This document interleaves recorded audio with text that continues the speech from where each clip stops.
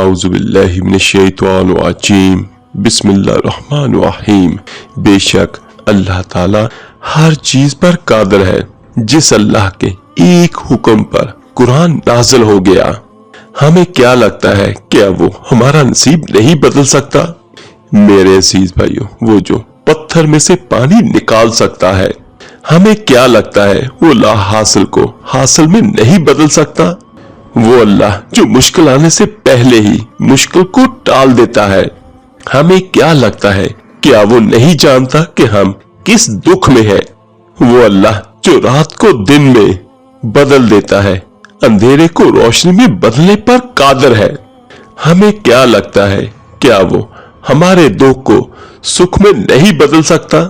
वो अल्लाह जो सर्दी को गर्मी में, खजाओं को बहार में बदल सकता है, हमें क्या लगता है वो हमारे गम को खुशी में नहीं बदल सकता?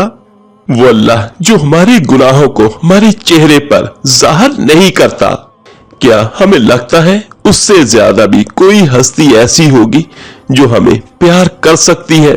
वो अल्लाह करीम जो हमारी हजारों लाखों गलतियों के बाद भी हमें भूखा नहीं सुलाता, तो फिर हम कैसे सोच लेते हैं कि वो माज़अल्लाह हमारे साथ कुछ गलत कर सकता है? वो अल्लाह करीम जो हमसे सबसे ज्यादा प्यार करता है और वो जो हमें सब्र देता है, हमें हिम्मत देता है और हमें तहज्जुद में उठने की तौफीक देता है।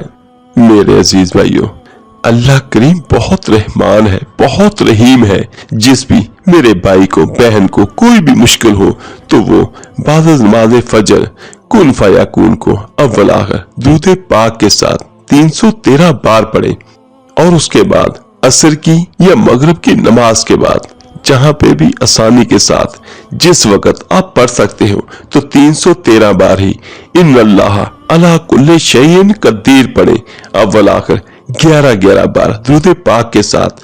और जो भी दुआ हो तो अल्लाह ताला की बारगाह में हाथ उठा के गिड़गिड़ा के पूरे यकीन के साथ मांगे। इंशाअल्लाह ताला जो भी मुश्किल होगी हल हो जाएगी, जो भी हाजत होगी पूरी हो जाएगी और जो जिसकी चाहत होगी अल्लाह पाक अपनी रहमत से अता करेगा।